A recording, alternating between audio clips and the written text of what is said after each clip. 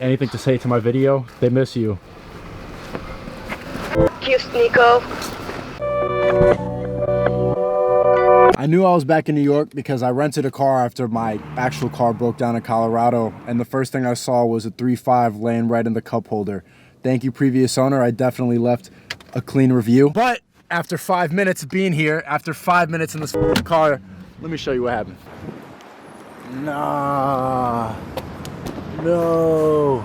Was gonna make a video, and now I gotta wait for someone to change the tire because I'm not a man and I don't know how to.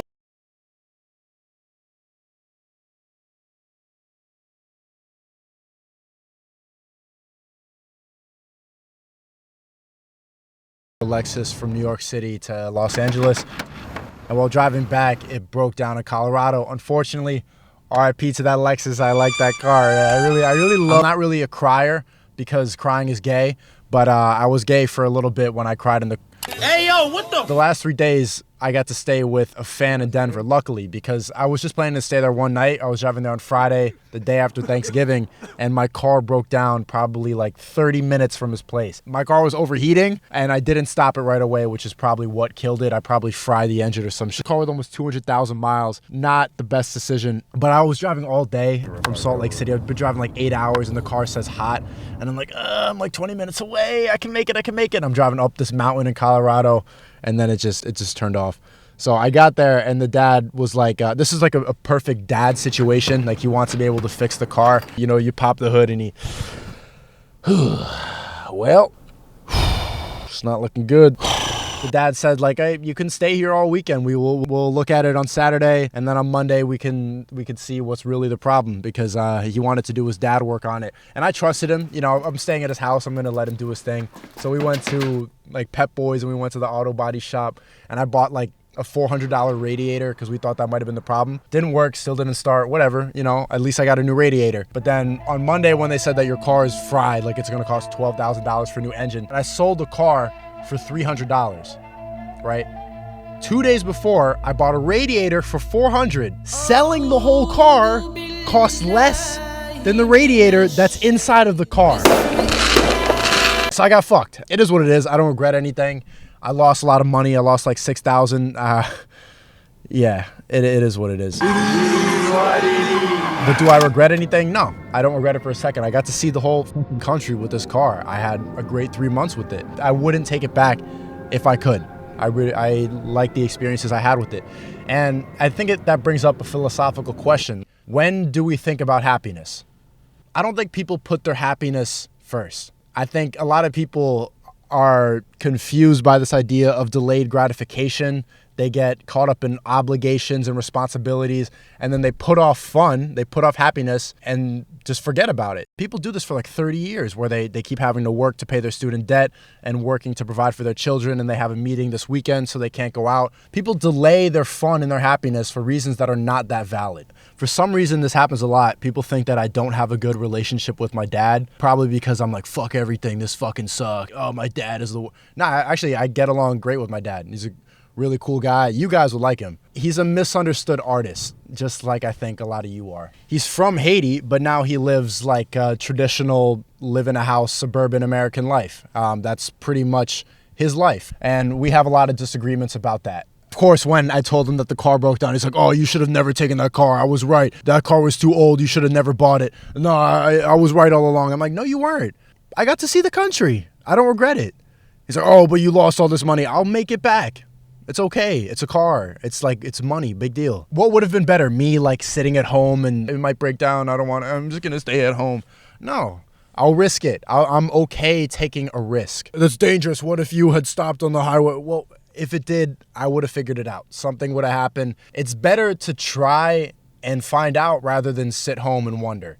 That's where I think all depression and anxiety comes from, is just thinking about the future instead of being in the moment. That's all anxiety is. Anxiety is just worrying about things that haven't happened yet. But if you're living in the present, if you're just doing things, you have no time to be anxious. You have no time to be depressed. On this road trip, when I'm like driving around different places, meeting different people, staying in different cities, there's no time to be sad. I'm one of those sad people. I'm like a lot of you guys. I'm like a lot of you people who watch those fucking like self-help spiritual, yeah, I'm out in the sun. I'm gazing in the stars. Stay woke. Like, a lot of you watch those because you're depressed and confused and you need some guidance. Those are like the 21st century preachers. I'm the same as those confused people that I see in my YouTube comments. But I've just figured out how to distract myself and ignore those sad and anxious thoughts in my head by living recklessly. I don't even want to say living recklessly. I just want to say, like, doing what I want to do. I don't want to sit at home with my mask on worrying if I'm going to get fucking COVID. I'm 22 years old. I've got COVID twice and I'm fucking fine. Oops, before you come in, we're very safe here. If you think you can just move up your mask above the nose, thank you. I'm not going to sit at home staring at CNN all day. They're telling you, be scared, be scared. It's bad. Everything is bad. I don't want to live that life, yo. I don't want to just like stare at Fox News and be fucking paranoid all the time. What that is programming. It literally is programming, but they're programming you to be scared because nobody's going to watch the news. If you're happy and you're living life, why would you watch CNN? Why would the fuck would you watch Don Lemon? So my dad's texting me all these things like, you're reckless, like you could hurt somebody, like you could hurt yourself, you can get injured. I'm like, okay, I'll just stay at home and water my plants, which I knew bothered him right away. I said like, I'll just stay at home and water my plants, because he didn't reply for 3 hours, so I knew he was thinking about it. And then after 3 hours, when he finally replied, it was just like one word. He just said, thanks. It's funny to imagine like a grown man living in his house that he bought, and he's not really doing much besides, walking around the living room watering his plants. And now every time I try to call him, like, he'll hang up and just say, I'm busy, I'm watering my plants. He's watching this now and he's upset that I'm even mentioning him in a video, but I'm gonna keep doing it. It's too funny not to. I think that's so funny because it's like the perfect representation of what people do when they just sit at home all day scared. You're just cleaning your house, waiting for nothing. Yeah, you'll be comfortable, you'll be safe, everything will be fine if you're watering your plants, but that's not the life I want to live. So here's the story. A couple weeks ago, I was flirting with this college girl. Fuck you, SNEAKO. I'm flirting with this girl, and I don't know, I used this line that I probably read online. I'm like, be careful, you don't want to fall in love with me too fast. Some stupid shit like that. And she replies, oh, please don't make me fall in love with you. Hold up. I've been talking to you for like 10 messages. And she was like, she put 3 sad faces. Please don't make me fall in love with you. Sad, sad, sad. Immediately, college girl, 19, psychology major, right? You can assume a lot about this person already, right? She's going to ask about my birthday, Ariana Grande, probably bisexual. Besides that, you could tell that she doesn't really have a lot going on. If you're afraid that you're going to fall in love with somebody and that's going to change the trajectory of your life, you don't have shit going on. People who are busy doing things that they like and are having fun, fulfilling lives, they don't fall head over heels in love with anybody. And I made this video, I think, a year ago or 2 years ago called Falling in Love is Corny, but I'm Still Lonely. Back then, I didn't have a lot going on, but I was still aware that I only wanted to fall in love because I just needed something to fill the void. And my perspective still hasn't changed. Like, love is real, but it's a feeling. It's an emotion. People mistake that feeling for obligation, right? Just because you look good today and you make me feel good now and I like you, doesn't mean that I have to tomorrow, right? I like you now because you look good, you're dressed up, your confidence is here. I like you for who you are when I met you. That doesn't mean that if you show up the next day, just because I said I love you yesterday and you show up in pajamas with no makeup on, no money, and you're crying and you're fucking burning my clothes, I don't have to love you now. Love shouldn't be a commitment. Love is a decision. Oh, okay. Little video. Okay, yes. You're gonna be famous on YouTube. Oh, I appreciate that, boy. Can you help with anything? Oh, no, sir. Sure. Just stand there and look handsome, man.